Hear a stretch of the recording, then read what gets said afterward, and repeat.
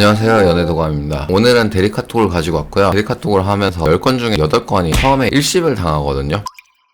첫 번째 연락할 때 많이 쓰는 게 날씨라던가 간단한 안부 등으로 10글자 이내의 문장을 많이 사용을 해요. 저번 달에 많이 썼던 문장 첫 번째가 새해 복 많이 받아 신정이랑 부정이 섞여 있었잖아요. 빈도수가 높았고 새해 인사라던가 기념일 인사 같은 건 한 달 정도 공백기가 있었을 때 많이 사용했어요. 두 번째로 많이 쓰는 게 날씨인데 날씨 땡땡땡 2번 문장을 사용할 때 공백기가 짧고 골자 갈등일 때 많이 사용하는데 상황에 따라서 저게다가 감기 조심해 등의 문장을 덧붙이기도 하고 문장을 꺾기도 하는데 예시를 들어드리면 날씨 안 풀리네 감기 조심해 이렇게 보내기도 하고요. 날씨 영하 8도 점점 이렇게 쓰는데 각각 미묘하게 상황에 따라서 다른데 큰 차이가 내담자가 이별해서 잘못한 비중이 클 때는 뒷문장에 감기 조심해 같은 추임새를 넣는 경우가 많았고요. 상대방이 해피일 때 날씨 영하 8도 점점 이렇게 보냈어요.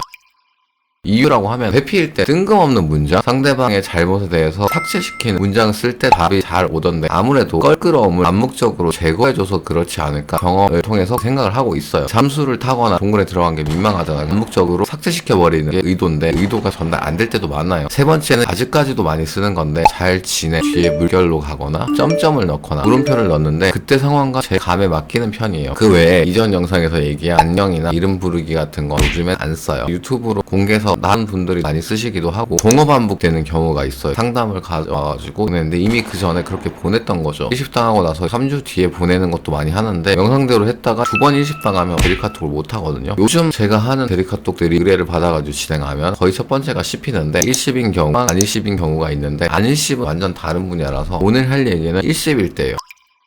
일십인 경우 가장 많이 쓰는 방법이 최소 3주 혹은 상황에 따라서 2달 정도 지나서 연락을 해요. 역시 상황마다 보내는 문장이 달라지는데 전에 예시를 드린 것 중에서 일십을 당했고요. 한 달 뒤에 삭제된 메시지를 보냈어요. 두 번째에서 이렇게 보내는 경우는 잘 없는데 이 케이스에서는 상대방의 특이점 때문에 고민을 하다가 보내요. 그리고 낚였죠. 물음표라고 답이 와요. 내담자분은 저번에 일십하고 물음표가 뭐라고 했는데 컴다운 시켜드리고 날씨 안 풀리네 감기 조심하라고 위엔 오타나성 이렇게 해가지고 설명을 했어요. 왜 내가 보내던 걸 삭제했는지 그리고 왜 저번에 일십했어 물어보는 경우가 많은데 자폭하시는 거고요. 감정적인 거나 직접적인 질문을 하는 거 세게 가는 거예요. 사실상 날씨 안 풀리네 감기 조심하라고 위엔 오타나서 노잼인 문장인데 그 뒤에 세게 갈 거라서 내담자님의 협의 끝에 보냈어요. 상대방 답변은 응 우리 집 수도도 얼었음. 갑자기 주제가 바뀌죠. 그 전에 일십을 했다가 삭제된 메시지를 띄워버리니까 물음표 보냈다가 날씨 춥다 하니까 수도 얼었다 왔는데 수도에 대해서 상대방이 얘기를 했으니까 NFP 하형 유목화랑 상하 유목화라고 해가지고 수도 얼었다에 대한 하향 주제가 수도공사 동파 방지 보일러 기타 등등을 내는데 여러 번 많이 쓰는 게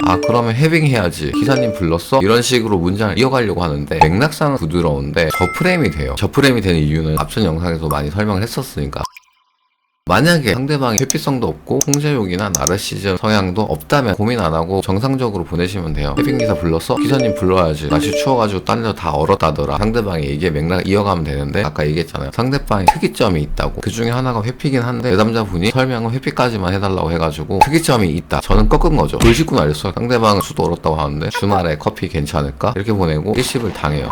제가 기다리라고 하거든요. 다음날 답이 와요. 주말에 약속 없긴 한데 할 말 있어? 상대방의 테스트성이죠. 여기서 제가 진짜 고민을 많이 하다가 아니 딱 2글자 보내요. 5시간 뒤 상대방이 언제 물음표 답이 와요.